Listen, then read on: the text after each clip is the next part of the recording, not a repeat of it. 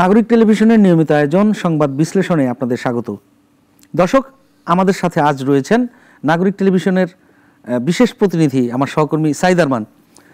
আমরা তো প্রতিনিয়ত সংবাদ বিশ্লেষণে যে সংবাদের পেছনের খবর বা সমসাময়িক যে সংবাদগুলো সেগুলো নিয়ে বিশ্লেষণধর্মী আলোচনা করে থাকি, দর্শকদের জানাই ভেতরের খবরগুলো। তো আমরা আজকে যে বিষয়টিকে নিয়ে কথা বলবো আর কি, মূলত যে বিষয় নিয়ে কথা বলবো সেটি হচ্ছে যে বর্তমানে যে এনবিআর এর যে আন্দোলন চলছে, কোন পথে এনবিআর এর আন্দোলন, এটি আসলে একটা বড় ইস্যু হয়ে দাঁড়িয়েছে বাংলাদেশে। এত আন্দোলন 5 তারিখের পর থেকে শুরু হয়েছে সংস্কার নিয়ে। তো এনবিআর সংস্কার, তারা নাকি সংস্কারজ্ঞ কমিটি একটি করেছে, সরকার যেভাবে চাচ্ছে তারা সেভাবে চাচ্ছে না, এবং একটি বিশেষ মুহূর্ত এখন তৈরি হয়েছে যে সরকারের সাথে আজকে তাদের বসার কথা ছিল, সরকার সেটিতে রাজিও হয়নি। তো এই যে এনবিআর এর কার্যক্রম যদি এরকম বন্ধ থাকে তাহলে রাজস্ব আহরণে সরকারের মানে কি ধরনের প্রভাব পড়বে, ব্যবসায় কি ধরনের প্রভাব পড়বে, সার্বিক বিষয়গুলো একটু জানতে চাই আপনার কাছ থেকে। সাইফুল সাহেব, আপনি খুব মোটা দাগে যদি আপনাকে একটি কথা বলি যে বাংলাদেশে যে ব্যয় হয়, সরকারি যে ব্যয়, তার বড় একটি যুগান্ত আসলে রাজস্ব প্রশাসন হিসেবে এনবিআর দিয়ে থাকে। এনবিআর এর অর্থ যোগান যদি কোনো কারণে যদি ব্যাহত হয়, সেটি কিন্তু পুরো সরকারের যে ব্যয় কাঠামো বলেন, পুরো মানে সরকারের যে রাজস্ব বা আর্থিক কাঠামো, পুরো ব্যাপারেই কিন্তু একটা বড় নৈরাজ্য তৈরি হয় এবং বিশৃঙ্খলা তৈরি হবে। সরকারের উন্নয়ন কর্মকাণ্ডগুলো ব্যাহত হয় এনবিআর এর রাজস্ব আদায় যদি আটকে যায়। এখন যে প্রশ্নটা আপনি করলেন যে এই পরিস্থিতি যদি চলতে থাকে তাহলে আসলে রাজস্ব কাঠামোতে কি ধরনের পরিস্থিতি তৈরি হবে। আপনাকে যদি একটি হিসাব খুব সুনির্দিষ্ট করে আমি বলি, আপনি ধরে নেন আগামী অর্থ বছরের কথা, যেটি শুরু হবে 1 জুলাই থেকে। তো জুলাইতে নতুন অর্থ বছরে সরকার এবার যে বাজেট দিয়েছে, যেটি গত 22 তারিখে চূড়ান্ত হয়েছে অধ্যাদেশের মাধ্যমে, সেখানে কিন্তু এনবিআর এর জন্য রাজস্ব আদায়ের লক্ষ্য দেওয়া হয়েছে প্রায় 5 লাখ কোটি টাকা। এই 5 লাখ কোটি টাকা যদি আপনি মোটা দাগে, আমরা যেহেতু বন্দরগুলো সপ্তাহে 7 দিনই চলে, আমরা যদি হিসাব করি প্রতিদিন যদি 365 দিনে যদি এই 5 লাখ কোটি টাকা আপনি ভাগ করেন, তাহলে এনবিআরকে প্রতিদিন কিন্তু প্রায় 1,500 কোটি টাকা রাজস্ব আদায় করতে হবে। এখন তো বন্দরগুলো বন্ধ প্রতিদিন, কিন্তু এনবিআর শুধু বন্দর না, মানে সব মিলিয়ে এনবিআরকে 1,500 কোটি টাকা প্রতিদিন রাজস্ব আদায় করতে হবে। আবার আসলে এই আদায়টা সবসময় তো একই পরিমাণ থাকবে না, আপনি খেয়াল করবেন যখন আন্দোলন চলছে তখন কিন্তু আমাদের একটি 2024 এবং 25 অর্থ বছর শেষ দিকে, এবং আমরা সবসময় দেখেছি, আমি গত 15 বছরে এনবিআর সংক্রান্ত এই সমস্ত বিষয়ে খোঁজখবর রাখতে গিয়ে যেটা দেখেছি যে শেষ 2 মাস, সেটি মে এবং জুন অর্থ বছরের শেষ 2 মাসে এনবিআর সবসময় বড় রাজস্ব আদায় করে থাকে। গড়ে প্রতি মাসে যদি 1,500 কোটি টাকা বা 2,000 কোটি টাকা আদায় হয়, শেষ 2 মাসে কিন্তু এমন আমরা দেখেছি 4,000 কোটি টাকা রাজস্ব আদায় হয়, এবং 4,500 কোটি টাকা 5,000 কোটি টাকা আদায়ের কিন্তু নজির রয়েছে। তার মানে দেখেন যে এই যখন থেকে আন্দোলন চলছে, গত মে মাসের মাঝামাঝি থেকে, মানে 12 তারিখে সরকার চূড়ান্ত আদেশটি জারি করে এনবিআরকে বিলুপ্ত করে, এবং তারপর থেকে প্রায় 1.5 মাস 2 মাস হতে চলছে আন্দোলন চলছে। তার মানে এই অর্থ বছরে সরকারের যে রাজস্ব আদায়ের লক্ষ্য, যেটা আমরা বলে আসছিলাম যে সরকার যে লক্ষ্য দিয়েছে তার থেকে প্রায় 1 লাখ কোটি টাকা রাজস্ব আদায় কম হবে। এই আন্দোলনের কারণ কিন্তু আমাদের হিসাব পেতে হয়তো আরো কিছুটা সময় লাগবে, হয়তোবা জুলাই মাসের 8-10 তারিখের মধ্যে আসলে চলতি অর্থ বছর মানে বিদায়ী অর্থ বছর যেটি হচ্ছে, তাতে আমাদের রাজস্ব আদায়ের পরিস্থিতি কি, কিন্তু আমরা ধারণা করছি যে এটি 1 লক্ষ কোটি টাকা না, এটি আরো বেড়ে যাবে। কারণ এই শেষ সময়ে এসে যে এনবিআর এর যে নৈরাজ্যগুলো চললো সেটি কিন্তু হবে, এবং এই পরিস্থিতি যদি চলতে থাকে তাহলে আগামী অর্থ বছরে কিন্তু আমরা বড় ধরনের একদম প্রভাব পড়বে, বড় ধরনের রাজস্ব আদায় আমরা একটি নেতিবাচক পরিস্থিতিতে পড়বো। এর সঙ্গে আপনাকে একটি জিনিস যোগ করে দিই সাইফুল সাহেব, আপনি যদি খেয়াল করেন, আমাদের দেশের রাজস্ব আদায় পরিস্থিতি কিন্তু সারা বিশ্বে একেবারে তলানিতে। দক্ষিণ এশিয়া বলেন বা সারা বিশ্বে বলেন, এত কম কর জিডিপি অনুপাত কিন্তু পৃথিবীর কোথাও নেই। এর পেছনে অনেকগুলো কারণ থাকতে পারে। এনবিআর এর কর্মকর্তাদের দুর্নীতি, রাজস্ব ব্যবস্থাপনায় নানা রকম, অনেকেই কর ফাঁকি দিতে চান, মানে মানুষের কর দিতে অনীহা, রাজস্ব যে ব্যবস্থাপনা সেখানে নানা রকম দুর্বলতা রয়েছে। কিন্তু এটি তো সত্য যে আমাদের রাজস্ব আদায় এই সারা পৃথিবীর মধ্যে একেবারে তলানিতে। সেই প্রেক্ষাপটে যদি এরকম পরিস্থিতি যদি চলতে থাকে, সেটি কার কারণে সেই আলোচনা হয়তো আমরা পরে করব, কিন্তু এটি আসলে খুবই অর্থনীতির জন্য খুবই দুর্ভাগ্যজনক হবে এবং পুরো অর্থনীতিকে কিন্তু পঙ্গু করে দিবে এই পরিস্থিতি চলতে থাকলে। এই পরিস্থিতিতে একটি আরেকটি প্রশ্ন আসে যে ব্যবসায়ী ও আমদানিকারক যারা, তাদের উপরে তো একটা বড় ধরনের প্রভাব পড়ছে। দীর্ঘমেয়াদী এই আন্দোলন দেশের বাণিজ্যের উপরে কি ধরনের প্রভাব পড়বে? এই যে প্রশ্নগুলো, আপনি নিশ্চয়ই জানেন যে আজকে সম্ভবত ব্যবসায়ীদের সাথে একটি বৈঠক রয়েছে অর্থ উপদেষ্টার।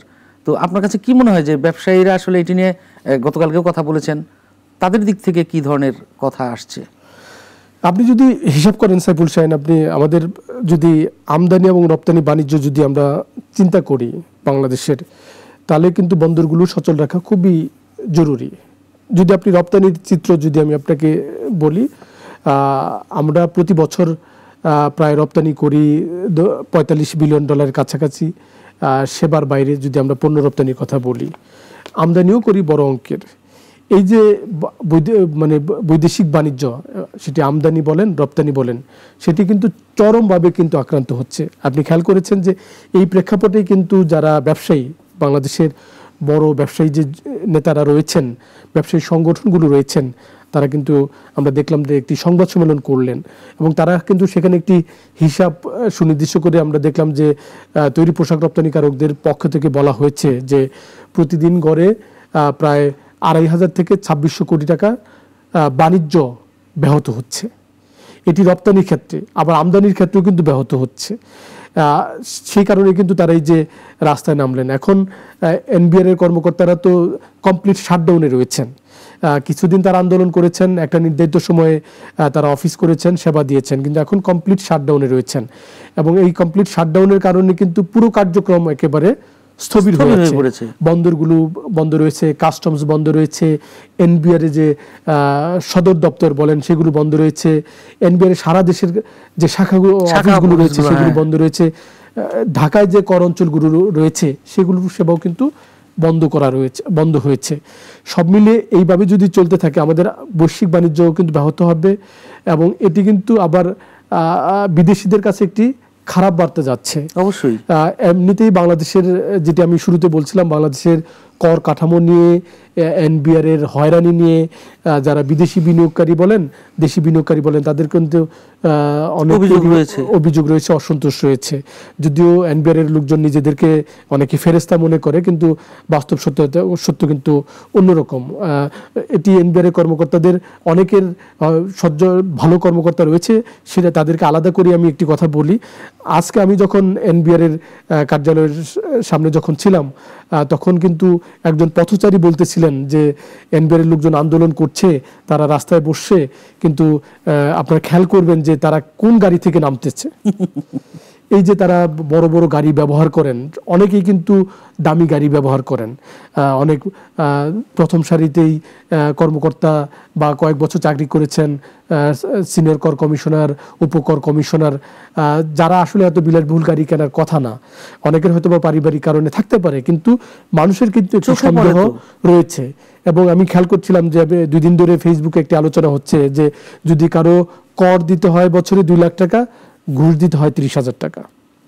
এটি বাংলাদেশের কর কাঠামোতে ওপেন সিক্রেট একটা বিষয়। আমরা একটু ছোটবেলায় গল্প শুনতাম যে একটি বাচ্চার গলায় পয়সা আটকে গেছে, কিছুতেই বের করতে পারছে না, তো একজন এসে খবর দিল যে একজন ট্যাক্স অফিসারকে খবর দিন, সে পয়সাটা বের করে দিবে।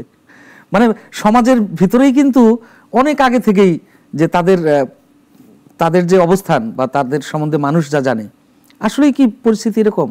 একদমই, আমি সেটি বলছিলাম যে এনবিআর অনেক কর্মকর্তা রয়েছে যারা সজ্জন, তারা ভালো কর্মকর্তা, দক্ষ কর্মকর্তা, সেটি সত্য, কিন্তু এনবিআর এর বড় একটি অংশ কিন্তু অসৎ, দুর্নীতি করেন, সেটিও আবার সত্য। এবং সেটির উদাহরণ কিন্তু আমি একজন পথচারীর কথা থেকে কিন্তু আমি খেয়াল করলাম। এবং ব্যবসায়ীরাও কিন্তু বলেন যে এনবিআর এর লোকজন এমনভাবে তাদেরকে ধরার চেষ্টা করেন, আসলে সরকারি রাজস্ব আদায়ের জন্য না, মানে এমনভাবে চাপ তৈরি করেন সেখান থেকে কিভাবে আপোষ রপা করে হয়তো বা কোনো একজন ব্যবসায়ীকে এমনভাবে চাপ তৈরি করবেন যে তাকে 10 লাখ টাকা বাড়তি রাজস্ব দিতে হবে। আসলে এখানে এনবিআর কর্মকর্তার উদ্দেশ্য হলো এই 10 লাখ কোটি টাকা তিনি আদায় করবেন না, তিনি ওইখান থেকে তার জন্য কিছু সুবিধা নিতে পারেন কিনা, এবং সেটি দিয়ে তিনি এবং আমরা দেখেছি, আপনার মনে আছে যে এনবিআর একজন কর্মকর্তার যে ছাগল কাণ্ড, সেটি কিন্তু দেশ জুড়ে আলোচিত, এবং আজকে গাড়ির কথা একজন পথচারী আমাকে বলছিলেন। তো কিন্তু এই পরিস্থিতি চলতে থাকলে আপনি যে বললেন যে ব্যবসা বাণিজ্যের কি ক্ষতি হবে, আমরা কিন্তু এরই মধ্যে খেয়াল করছি যে এই পরিস্থিতি যদি চলতে থাকে তার মানে আমাদের রপ্তানি ব্যাহত হবে। রপ্তানি ব্যাহত হলে যারা ক্রেতা প্রতিষ্ঠানগুলো রয়েছে তারা কিন্তু বাংলাদেশের ব্যাপারে সতর্ক হবে, এবং আমরা খেয়াল করছি, আমরা ব্যবসায়ীদের সাথে কথা বলে অনেক ব্যবসায়ী কিন্তু আমাদেরকে জানাচ্ছেন যে অনেক বিদেশি ক্রেতা কিন্তু বলছেন যে যদি এই পরিস্থিতি চলতে থাকে তাহলে তারা তাদের যে ক্রয়াদেশ সেটি বাতিল করবেন, এবং নতুন করে ক্রয়াদেশ দেওয়ার ব্যাপারে কিন্তু অবশ্যই খুব সতর্ক হবেন। কারণ ক্রেতা কেন ভাই আপনার এখানে ক্রয়াদেশ দিয়ে তিনি অনিশ্চিত পরিস্থিতির মধ্যে পড়বেন, যার কারণে কিন্তু অনেকেই হুমকি দিচ্ছেন। এবং এই যে বন্ধ থাকলে যে লিড টাইম বেড়ে যায়, সেটি পণ্য খালাস করবার ব্যাপারে বলেন বা রপ্তানির ক্ষেত্রে বলেন, এটি বাড়লে কিন্তু ব্যবসায়ীদের আবার খরচ বেড়ে যায়, মানে তাদের ব্যবসার খরচ বেড়ে যায়, সেটি একটি ব্যাপার। আরেকটি ব্যাপার আপনাকে একটু যোগ করি, যদি আমদানি ব্যাহত হয়, সেটি খাদ্যপণ্যের আমদানি বলেন, শিল্পের কাঁচামাল আমদানি বলেন, যদি আমদানি ব্যাহত হয় সেটি কিন্তু আবার দেশে একটি অন্যরকম পরিস্থিতি তৈরি করবে। খাদ্য আমদানি ব্যাহত হলে দেখবেন যে দাম বেড়ে যাবে, অটোমেটিক্যালি সরবরাহ সংকট তৈরি হবে, এবং সেটি কিন্তু ব্যবসায়ীদের জন্য আবার অসৎ ব্যবসায়ী যারা আছেন তাদের জন্য আবার পুয়া বড় অবস্থা, তারা সংকটের কথা বলে কিন্তু দাম বাড়িয়ে দিবে। মানে এই এনবিআর, যেটি বারবার বলছি যে এনবিআর বাংলাদেশের অর্থনীতির জন্য খুবই গুরুত্বপূর্ণ একটা সংস্থা, সেই সংস্থায় এরকম নৈরাজ্য অচল অবস্থা মানে অর্থনীতির জন্য মানে খুবই অমঙ্গলজনক। আমরা আশা করেছিলাম যে আলোচনা করে সমাধান হবে, কিন্তু আমরা হুট করে দেখছি যে এটি বৈঠকটি হচ্ছে না, যদিও ব্যবসায়ীদের সঙ্গে একটি বৈঠকের কথা আমরা জানছি। আমার যেটি মনে হয় যে ব্যবসায়ীরা যেহেতু একটি সংবাদ সম্মেলন করে অনেকটা এনবিআর এর আন্দোলনের বিপক্ষে কথা বলেছেন, সরকার এটিকে ব্যবসায়ীদেরকে পক্ষে নেওয়ার হয়তো বা চেষ্টা করছেন, এবং সরকারের যে একটি বিবৃতির কথা আপনাকে একটু জানাতে চাই। বিবৃতি দিয়ে কিন্তু সরকার আন্দোলনের বিপক্ষেই কথা বলেছে, আন্দোলন দেশের অর্থনীতির জন্য ক্ষতি, এবং এনবিআর এর দুর্নীতিবাজ কর্মকর্তাদের প্রসঙ্গ টেনেছে। এই প্রসঙ্গগুলো টেনে কিন্তু আমার মনে হচ্ছে যে এখন আন্দোলনকারীরা মানে এনবিআর এর ঐক্য পরিষদ, সরকার দুটি শক্ত পক্ষ হয়ে দাঁড়ালো। এমনিতেও সরকার খুব মনোযোগ দিচ্ছিল না আন্দোলনটা নিয়ে, এখন মনে হচ্ছে যে একেবারে মুখোমুখি অবস্থান। আসলে এটি ভবিষ্যৎ কোথায় গিয়ে দাঁড়াবে সেটি একটি প্রশ্ন। এখন ব্যবসায়ীরা আসলে কোন পক্ষ নেয় সেটি একটি বড় ব্যাপার। আমার ধারণা সরকার ব্যবসায়ীদেরকে পক্ষে নেওয়ার চেষ্টা করছে। সেটি দুঃখিত, সরকার তো অবশ্যই ব্যবসায়ীদের যে বক্তব্য সেটির কারণেই হয়তো তাদেরকে আজকে পক্ষে নেওয়ার চেষ্টা করবে। কিন্তু আন্দোলনের প্রেক্ষাপট নিয়ে যদি আমরা কথা বলি, যে আসলে এই আন্দোলনটা কিভাবে এত দূর এলো, বা এত দূর আসার সেই সুযোগটাই বা কেন দেয়া হলো, শুরুটা থেকে যদি একটু বিশ্লেষণ করতেন। একেবারে সঠিক কথা বলেছেন। আন্দোলনটা তৈরি হলো কেন? বাংলাদেশে যেটা আমি বলছিলাম যে কর জিডিপি অনুপাত সারা দুনিয়াতে তলানিতে, এনবিআর এর কর্মকর্তারাও এটা জানেন, তারা স্বীকার করেন। তো এনবিআর এর সংস্কার খুব জরুরি, এটি নিয়ে কিন্তু বিশেষজ্ঞরা কথা বলেন, আন্তর্জাতিক মুদ্রা তহবিল সহ বিদেশি যারা ঋণদাতা সংস্থা রয়েছে তারাও কথা বলেন, বাংলাদেশের স্থানীয় যারা বিশেষজ্ঞ রয়েছেন, অর্থনীতিবিদ রয়েছেন, এনবিআর এ কাজ করেছেন, তারাও কিন্তু বলেন। এবং আমরাও কিন্তু গণমাধ্যম থেকে সবসময় এনবিআর এর সংস্কারের কথা বলি, কারণ এত কম কর জিডিপি অনুপাত দিয়ে বাংলাদেশে আরও অনেক উন্নয়ন সম্ভব ছিল যদি এনবিআর এর রাজস্ব আদায় যদি বাড়ানো যেত। এই যে আমরা প্রতি বছর ঘাটতি দেখি বাজেটে, এটি তো থাকতো না, সরকারকে বিদেশ থেকে ঋণ নিয়ে আসতে হতো না। এখন আমরা এই যে ঋণের ফাঁদে পড়ে যাচ্ছি, সেটি স্থানীয় ঋণ বলেন বা বৈদেশিক ঋণ বলেন, এবং আমাদের বাজেটের বড় একটি অংশ, এবার আপনি খেয়াল করলেন যে প্রায় 1,22,000 কোটি টাকা আমাদের সুদ দিতে হবে ঋণের জন্য। এনবিআর এর যদি সক্ষমতা থাকতো তাহলে তো আমাদের এই ধীরে ধীরে ঋণের পরিমাণ বাড়তো না, সুদের পরিমাণ বাড়তো না, এবং আগামী অর্থ বছরে কিন্তু আমাদের বাজেট ঘাটতি প্রায় 2.5 লাখ কোটি টাকা। এই যে এই প্রেক্ষাপটগুলো তো এনবিআর এর অদক্ষতার কারণে তৈরি হয়েছে। তো এখন আন্দোলনের কেন তৈরি হলো আপনি যেটি বলছিলেন, তো এনবিআর সংস্কারের কথা তো সব পক্ষই বলছিল। তো সরকার অন্তর্বর্তী সরকার সেই উদ্যোগটি হাতে নিয়েছে, সেটি সমর্থনযোগ্য। কিন্তু প্রশ্ন হলো যে এনবিআর কে বিলুপ্তি করে যেভাবে রাজস্ব নীতি এবং রাজস্ব ব্যবস্থাপনা দুটি আলাদা দপ্তর গঠন করা হয়েছে, এবং আপনি খেয়াল করবেন এই আদেশটি জারি হয়েছে রাতে, জি 12 মে রাতে জারি হয়েছে, দরকার ছিল না তো। আপনি যাদেরকে নিয়ে সংস্কার করবেন, যাদের জন্য সংস্কার করবেন, তাদের সঙ্গে আলাপ আলোচনা করে সংস্কার সেটা অবশ্যই দরকার ছিল। সরকার সেই পথে কিন্তু যায়নি, যার কারণে কিন্তু এই পরিস্থিতি তৈরি হলো। এখন যেটি হলো যে দুঃখিত, এনবিআর কর্মকর্তারা কিন্তু এই এখন তারা আন্দোলনে নেমে বড় আন্দোলনটি বড় হলো, এবং শুরু থেকেও যদি সরকার যদি এটিকে আমলে নিয়ে সমাধানের পথে যেত, আন্দোলনকারীদের সঙ্গে আলোচনার আন্তরিক চেষ্টা করত, তাহলে কিন্তু এই পরিস্থিতি তৈরি হতো না। এখন দেখেন তারা প্রথমে এই এনবিআর বিলুপ্তির বিপক্ষে কথা বলল, এবং দুটি দপ্তর কেন করা হলো সেটার সঙ্গে এখন যুক্ত হয়েছে কি এনবিআর এর চেয়ারম্যানের অপসারণ চাচ্ছে, এবং তারা বলছে যে সরকার এনবিআর বিলুপ্তি করে একটি ধারা যুক্ত করেছে যে এই রাজস্ব ব্যবস্থাপনা এবং রাজস্ব নীতি এই দুই দপ্তরেই কিন্তু সরকার চাইলে যে কাউকে নিয়োগ দিতে পারবে, যেটি নিয়ে এনবিআর কর্মকর্তাদের চরম অসন্তোষ তৈরি হয়েছে। তারা মনে করছে এতে প্রশাসনের ক্যাডারের যারা কর্মকর্তা তাদের পদায়নের একটি সুযোগ তৈরি হচ্ছে, এখানে সে ছুরি ঘোরাবে। এবং বিগত দিনে কিন্তু এটি নিয়ে অসন্তোষ ছিল। বিগত দিনে এনবিআর এ প্রচুর সংখ্যক কর্মকর্তা কিন্তু প্রশাসন থেকে এখানে পদায়ন পেয়েছে, এবং এখন সেটি কমিয়ে নিয়ে আসা হয়েছে। এখন এনবিআর কর্মকর্তারা মনে করছে যে সরকার আবার সেই সুযোগটি তৈরি করছে কিনা, যার কারণে কিন্তু এই আন্দোলনটি বড় আকার ধারণ করলো। এখানে মনে হচ্ছে, এবং অনেকেই কিন্তু বলছেন যে এখানে যদিও কেউ আন্দোলনকে সমর্থন করছে না, সেটা ব্যবসায়ীরাও করছে না, অনেক সাধারণ মানুষও করছে না, এবং এনবিআর এর যারা কর্মকর্তা আন্দোলন করছে তারাও কিন্তু বলছে আমরা আন্দোলন করতে চাই না। কিন্তু এখানে সরকারের আন্তরিকতার ঘাটতি কিন্তু অনেকেই লক্ষ্য করা যাচ্ছে। তুলছে সরকার যদি আসলে শুরু থেকে এই বিষয়টি নিয়ে গুরুত্ব সহকারে কাজ করতো, বা তাদের আন্দোলনকে চাইলে আলোচনার টেবিলে এটি সমাধান করা যেত, কিন্তু সরকার এই জায়গাটাতে আমাদের একটা মানে সন্দেহের কাজ করে যে সরকার কেন এটিকে গুরুত্ব দিতে চায় না বা কেন দিচ্ছে না। আসলে তারা কি কি দাবি করছে, কি কি দাবি যৌক্তিক হতে পারে, কোন সংস্কারগুলো সম্ভব, সবাইকে নিয়ে বসে যদি সেই সংস্কারগুলো করে একটা সমাধানের পথ বের করা যায়, তাহলে তো এই সমস্যাটা আর হয় না। এখানে তো যে ধরনের সমস্যা এখন হচ্ছে, আপনার আন্দোলনের যে প্রেক্ষাপট আপনি বললেন, এখানে বন্দর ও আমদানি রপ্তানিতে বড় ধরনের প্রভাব আপনি বললেন, এইটা যদি চলমান থাকে, একটি অর্থবছর শেষ হলো, এখানে যদি ঘাটতি হয়, আবার নতুন অর্থবছর, সেখানে শুরুটাই যদি এরকম হয়, তাহলে তো সামনে আমাদের বড় ধরনের একটা মেসাকারের অবস্থা তৈরি হবে।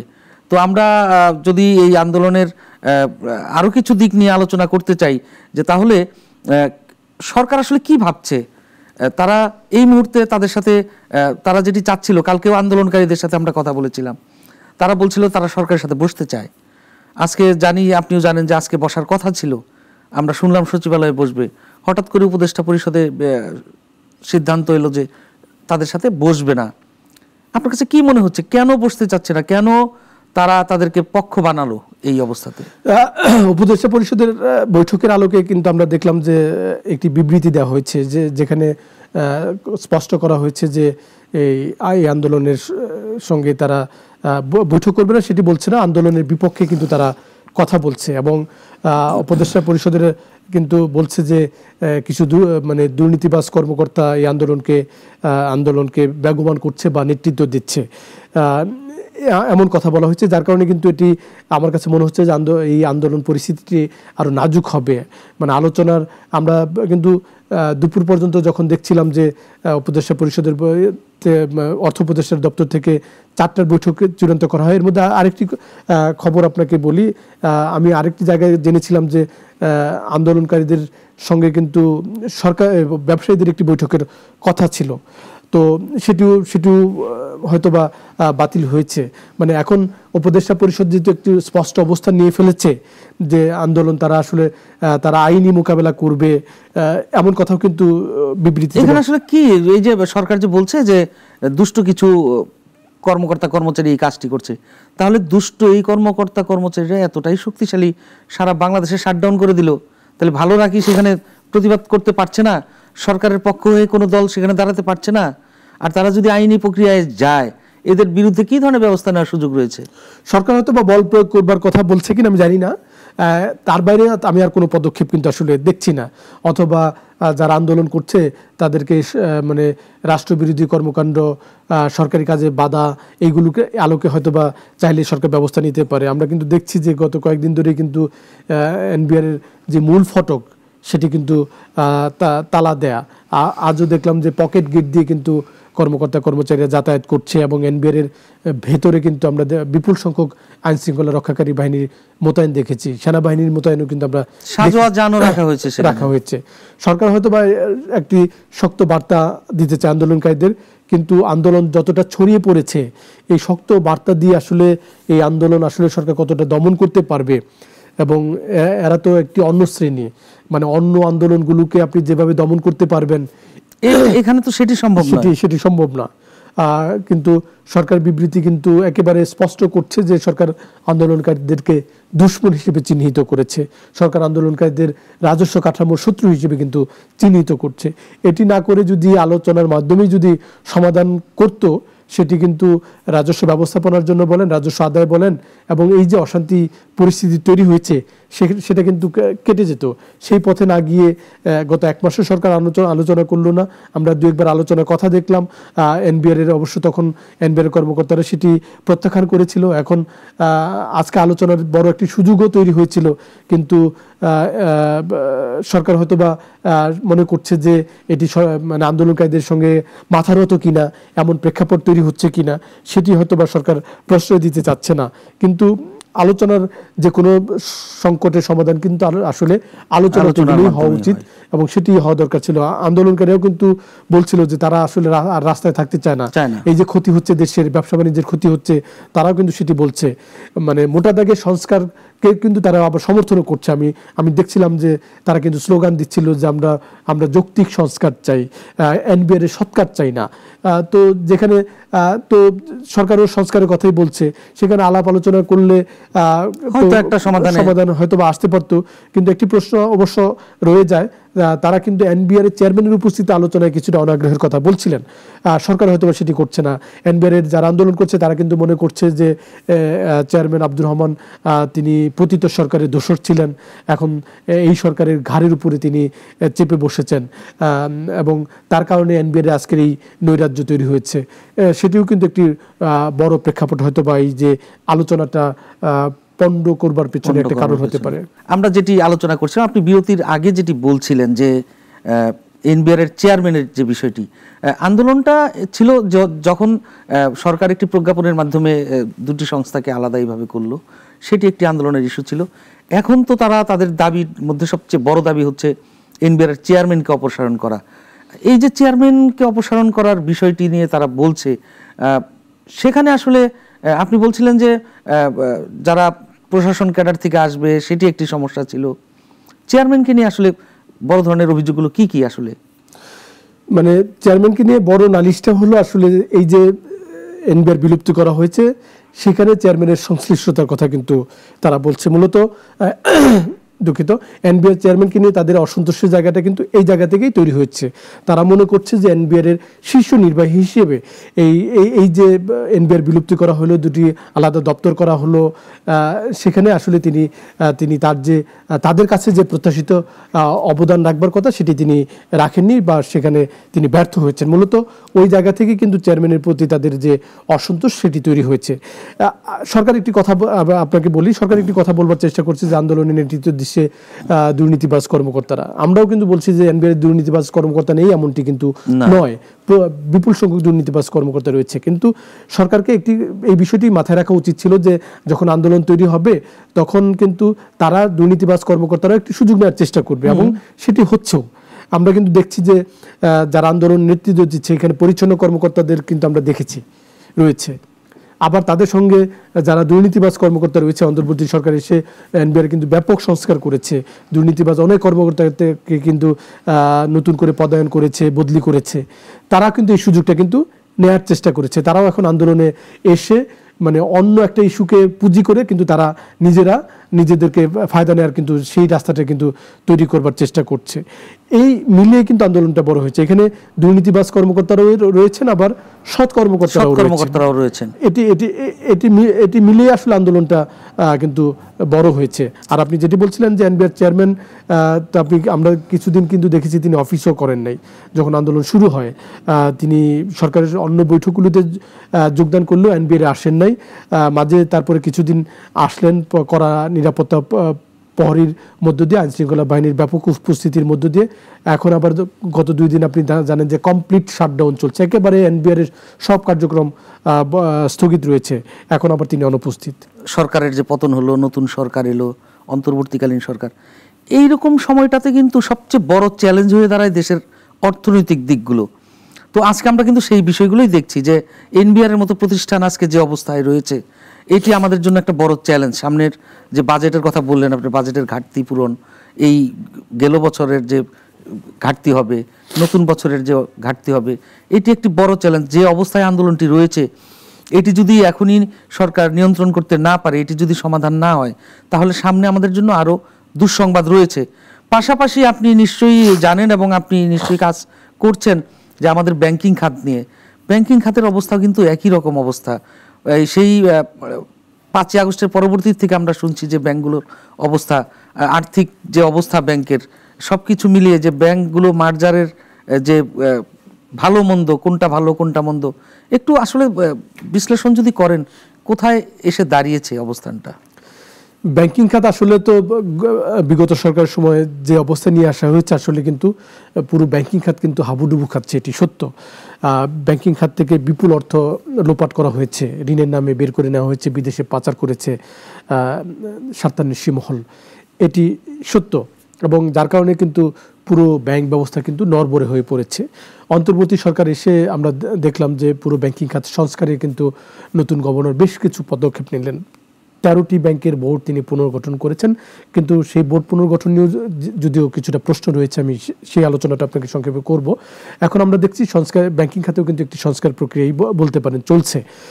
যেটি বলছিলাম যে বোর্ড পুনর্গঠন করা হয়েছে, বোর্ড পুনর্গঠন করে স্বতন্ত্র পরিচালকদের, যারা ব্যাংকের মালিক না, তাদেরকে বোর্ডে এনে চেয়ারম্যান করা হয়েছে বিভিন্ন ব্যাংকগুলোতে। এবং ব্যাংকগুলো যাদের দখলে ছিল, বিশেষ করে চট্টগ্রাম ভিত্তিক এসএলএম গ্রুপের নিয়ন্ত্রণ মুক্ত করা হয়েছে। এবং এটি সত্য, ব্যাংকগুলোতে সুশাসন ফিরতে শুরু করেছে। কিন্তু এই সংস্কার চললেও এই যে গত প্রায় 1 বছর ব্যাংকগুলোতে আসলে এই বিশেষ করে চট্টগ্রামের এসএলএমের যে নিয়ন্ত্রণে যে ব্যাংকগুলো ছিল, এই ব্যাংকগুলো সব বেশ কিছু দুর্বল ব্যাংক কিন্তু আর ব্যবসা করতে পারছে না। এই বোর্ড পুনর্গঠন করার পরেও কিন্তু ব্যাংকগুলোর প্রতি মানুষের আস্থা, ব্যাংক তো আসলে আমানতকারীর টাকায় চলে, তো আমানতকারীর যদি আস্থা যদি না থাকে, তিনি তো ওই ব্যাংকে টাকা রাখবেন না। যার কারণে কিন্তু এই ব্যাংকগুলোর প্রচুর পরিমাণ মন্দঋণ রয়েছে, আবার অন্যদিকে আমানতকারীরা টাকা রাখছে না। এবং এই সময়টা কিন্তু এই যে অনেকগুলো ব্যাংক যেগুলো বোর্ড পুনর্গঠন করা হয়েছে, তারা কিন্তু কোনো ব্যবসায়ী করতে পারে নাই। তাহলে এই ব্যাংকগুলো আসলে আর কতটা টিকবে, সেই প্রেক্ষাপটে কিন্তু আমরা দেখছি যে এই গত 10-11 মাস পরে এসে আবার নতুন করে কিন্তু কেন্দ্রীয় ব্যাংক চিন্তা করছে যে কিছু ব্যাংক তারা মার্জার করবে। সেখানেও কিন্তু আপত্তির কথা বলা হচ্ছে, এবং কোনো ব্যাংক চাচ্ছে, কোনো ব্যাংক চাচ্ছে না, অনেকেই রাজি নয়। কেন্দ্রীয় ব্যাংক অনেকটা বল প্রয়োগ করছে বা জোরপূর্বক মার্জার করবে, যেটি নিয়ে কিন্তু বিশ্লেষকরা আপত্তি করছেন যে মানে মার্জার প্রক্রিয়াটা সাইফুল সাহেব হয় কি, এটা স্বতন্ত্র হওয়া উচিত, মানে ইচ্ছায় হওয়া উচিত। কোনো ব্যাংক যদি দুর্বল আরেক ব্যাংকের সাথে যে মার্জার করবে, পৃথিবীর কোনো দেশেই কিন্তু এই বল প্রয়োগ করে বা জোরপূর্বক কেন্দ্রীয় ব্যাংকের মধ্যস্থতায় মার্জারের নজির কিন্তু পৃথিবীর কোনো দেশে নেই। বাংলাদেশে কিন্তু এর আগেও আমরা দেখেছি, বিগত সরকারের সময় সেই উদ্যোগটি ছিল। সামন্তবাদী প্রক্রিয়ায় মনে হচ্ছিল যে সকালবেলা কোনো ব্যাংকে বলা হবে তুমি অমুকের সঙ্গে তোমাকে মার্জার করা হচ্ছে, কিন্তু সেই উদ্যোগটি কিন্তু শেষ পর্যন্ত বেঁচতে যায় নতুন সরকার আসার পরে। এখন আবার আমরা দেখছি যে এই কেন্দ্রীয় ব্যাংকের প্রশাসন আবার সেই উদ্যোগটি নিচ্ছে, জোর করে মার্জারের কথা বলা হচ্ছে। সেটি নিয়েও কিন্তু প্রশ্ন উঠছে। আপনি একেবারে সুনির্দিষ্ট করে এক্সিম ব্যাংক এবং সোশ্যাল ইসলাম ব্যাংক তারা আপত্তির কথা বলছে, এবং তারা তাদের যে তারা মনে করছে যে তাদের সক্ষমতা আছে, তারা একাই ঘুরে দাঁড়াতে পারবে, এবং বারবার সেই কথা বলছে। এবং বিশ্লেষকরাও কিন্তু বলছে যে যদি কোনো ব্যাংক যদি মনে করে সে স্বাধীনভাবে স্বাধীনভাবে স্বতন্ত্রভাবে আমানতকারীদের আস্থা ফিরিয়ে এনে যদি সে ব্যবসা করতে পারে তাকে কিন্তু সেটি করতে দেওয়া উচিত। কিন্তু কেন্দ্রীয় ব্যাংক কিন্তু সেই সুযোগটি দিতে চাচ্ছে না।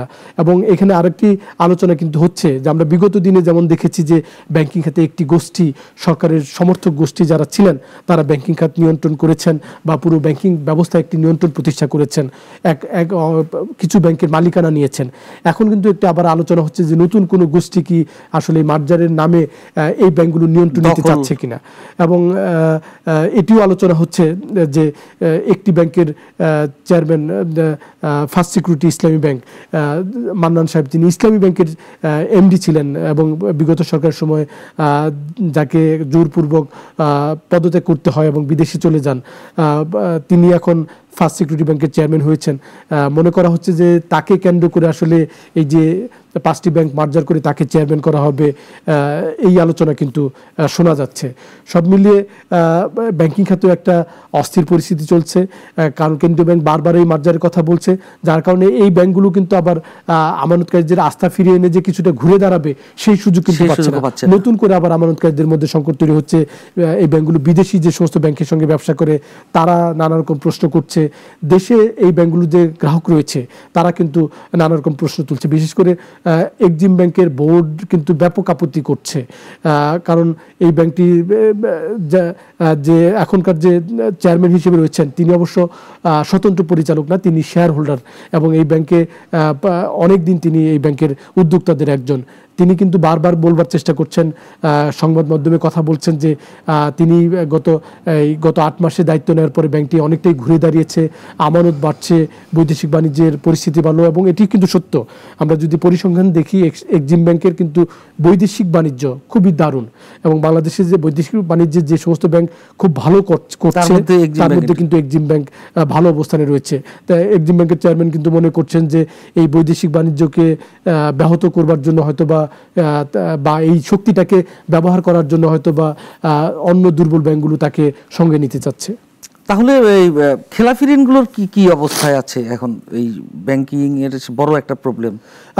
খেলাপি ঋণের পরিসংখ্যান তো আপনি জানেন, আমাদের বাংলাদেশ ব্যাংকের এই নতুন প্রশাসনের এসে দায়িত্ব নেওয়ার পর কিন্তু ব্যাংকগুলোর খেলাপি ঋণ পরিস্থিতি কিন্তু আমরা দেখছি দিন দিন বাড়ছে। এখন আমরা সর্বশেষ পরিসংখ্যান যেটি দেখলাম যে 4,20,000 কোটি টাকা খেলাপি ঋণ, এবং এটি আরও বাড়বে বলে মনে করা হচ্ছে। এবং সবচেয়ে নাজুক আসলে সরকারি ব্যাংকগুলো, যেটা আমরা বারবার বলি, কিন্তু ভয়ঙ্কর কথা হলো বেসরকারি ব্যাংকগুলোর খেলাপি ঋণ মানে হু হু করে কিন্তু বাড়ছে। এবং এই যে ব্যাংকগুলো মার্জারের কথা বলা হচ্ছে, 5টি ব্যাংক, সোশ্যাল ইসলামী bank, union bank, global bank, first security bank এবং এক্সিম ব্যাংক, এই ব্যাংক 5টি ব্যাংকের খেলাপি ঋণ পরিস্থিতির মধ্যে যদি বলি, 4টি ব্যাংকের, এক্সিম ব্যাংক বাদে 4টি ব্যাংকের খেলাপি ঋণ পরিস্থিতি কিন্তু খুবই খারাপ অবস্থা। কেবল এক্সিম ব্যাংকের খেলাপি ঋণ তাদের হিসাবে 29%, অন্য কোনো ব্যাংকের খেলাপি ঋণ কিন্তু 90%, মানে 100 টাকার ঋণের 90 টাকায় কিন্তু খেলাপি হয়ে পড়েছে। এবং এই সমস্ত ঋণ এতটাই বেনামি হয়ে গেছে যে এগুলো থেকে আদায় করাও সম্ভব না।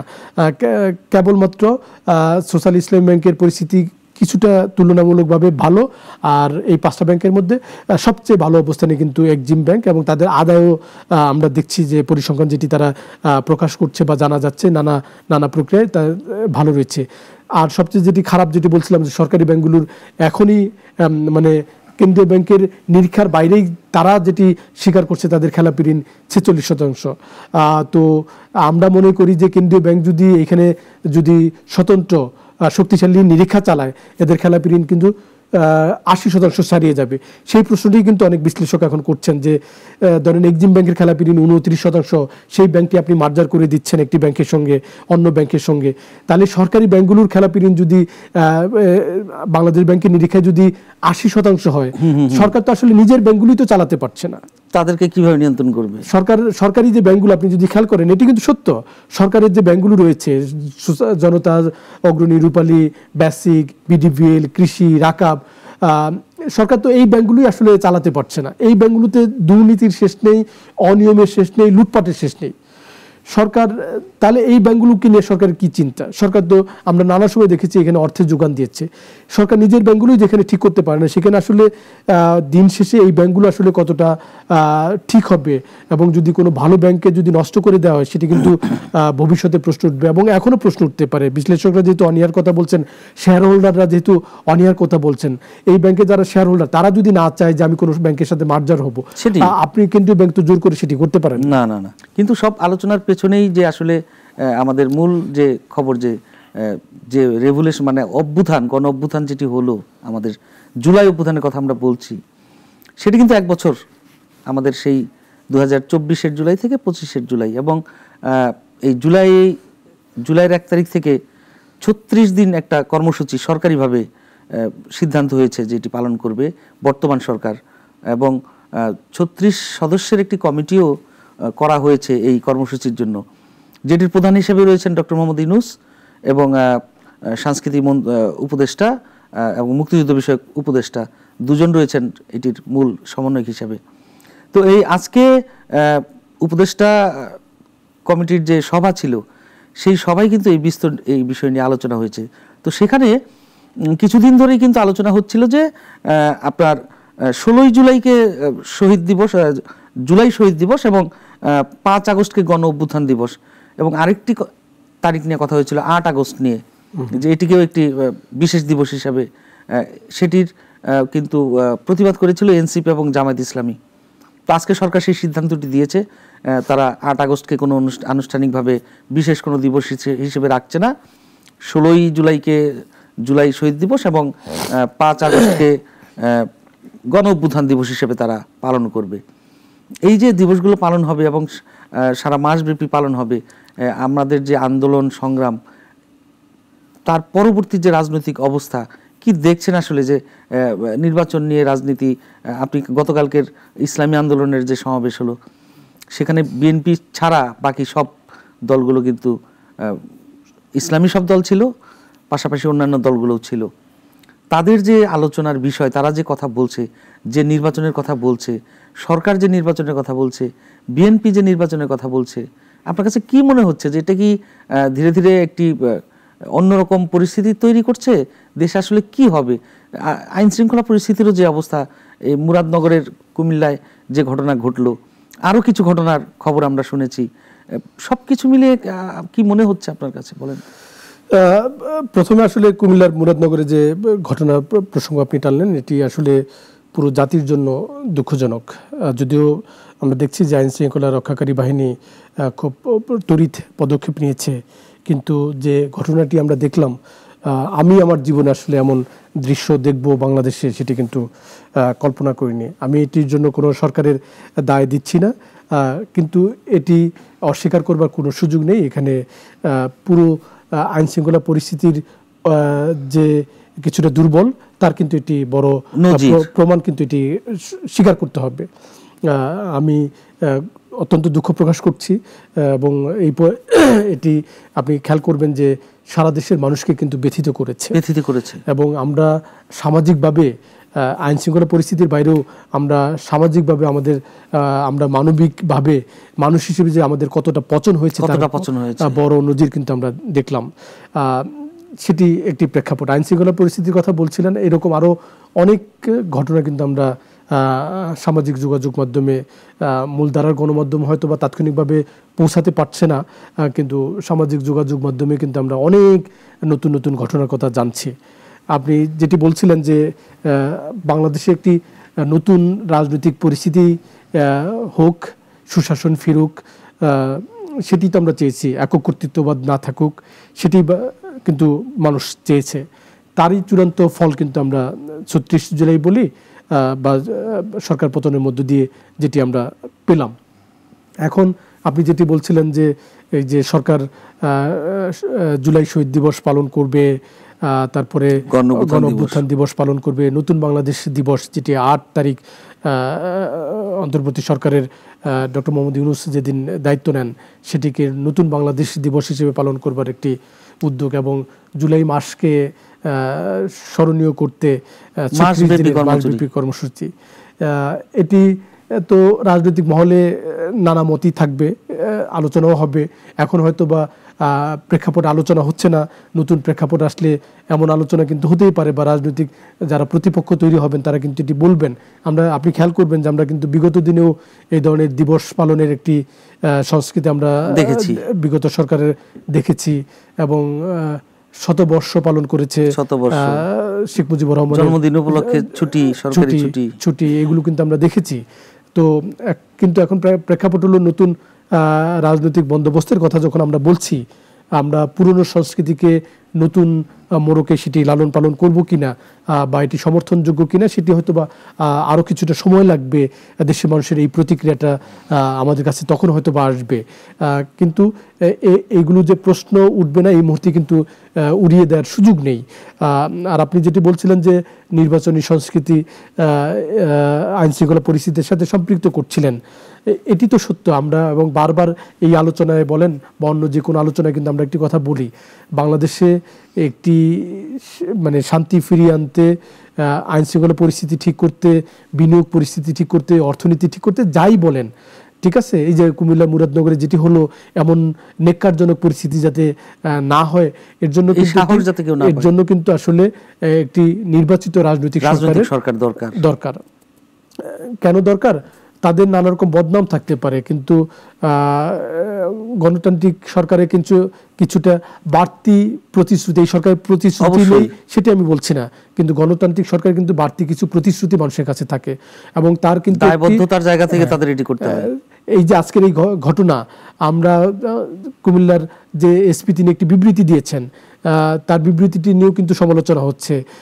তিনি একজন প্রবাসী স্ত্রী, এরকম আবার কেউ কেউ নানা রকম পরিস্থিতির কথা বলছে। কিন্তু যদি কোনো রাজনৈতিক সরকার থাকতো, তাহলে কিন্তু যিনি সাংসদ থাকতেন বা ইউনিয়ন পরিষদের চেয়ারম্যান বা সংশ্লিষ্ট ইউপি সদস্য, তাকে কিন্তু নানা প্রশ্নের মুখে পড়তে হতো। মানে মানুষ একদম তাকে কিন্তু কোনো জবাবদিহি সরাসরি না করলেও তাকে কিন্তু এক ধরনের জবাবদিহিতার মধ্যে দিয়ে যেতে হতো। কিন্তু এই প্রেক্ষাপটে আসলে কাকে আপনি প্রশ্নের মুখে ফেলবেন? তো এই জন্য কিন্তু একটি দ্রুত একটি সুষ্ঠু এবং গ্রহণযোগ্য নির্বাচনের আয়োজন করা খুব জরুরি। যদিও এখন আমরা দেখছি যে ফেব্রুয়ারির কথা বলা হচ্ছে, হয়তোবা আরেকটু সময় নিয়ে একটি সুনির্দিষ্ট তারিখ হয়তোবা খুব তাড়াতাড়ি সরকার দিবে, সেটি কিন্তু বিএনপিও বলছে এবং দেশবাসীও কিন্তু তেমনটা। কিন্তু নির্বাচনের আপনি যেটি বলছেন নির্বাচন প্রয়োজন, অবশ্যই নির্বাচন প্রয়োজন, এবং এটি দলগুলো বলে আসছে, বিশেষ করে বিএনপি দীর্ঘদিনই বলে আসছে যে সঠিক সময়ের মধ্যে, যৌক্তিক সময়ের মধ্যে নির্বাচন দিতে হবে। এবং শেষ পর্যন্ত তারেক রহমানের সাথে ডক্টর মোহাম্মদ ইউনূসের যে বৈঠক হলো, সেখানে তিনি ফেব্রুয়ারির কথা বললেনও, যে রমজানের আগেই নির্বাচন, যেটি ডিসেম্বর থেকে জুনের মধ্যে হওয়ার কথা ছিল।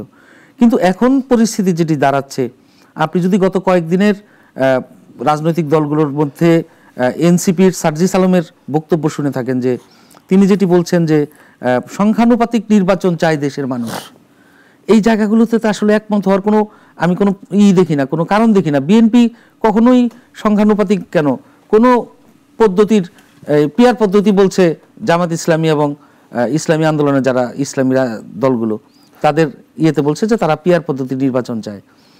তো এখন নির্বাচন ব্যবস্থা সংস্কার কমিশনের যে বিষয়গুলো ছিল, তাদের যে প্রস্তাবনাগুলো ছিল, সেখানেও আমি শুনেছি যে এই পিয়ার পদ্ধতি বা সংখ্যানুপাতিক নির্বাচনের পদ্ধতি, বিদেশি ভোটারদের বিষয়, অনেকগুলো বিষয় কিন্তু দ্বিমত এখনো খুব কঠোরভাবে রয়ে গেছে রাজনৈতিক দলগুলোর মধ্যে।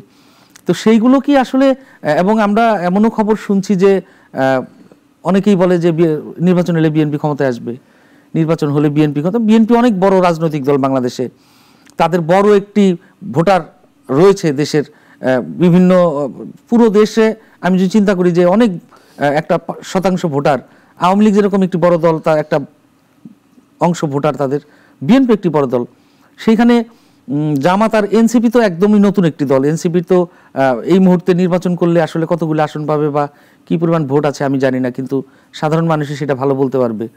তো তাদের তো একটু সময় দরকার, তারাও চাচ্ছে যে তারা আর একটু গোছাক।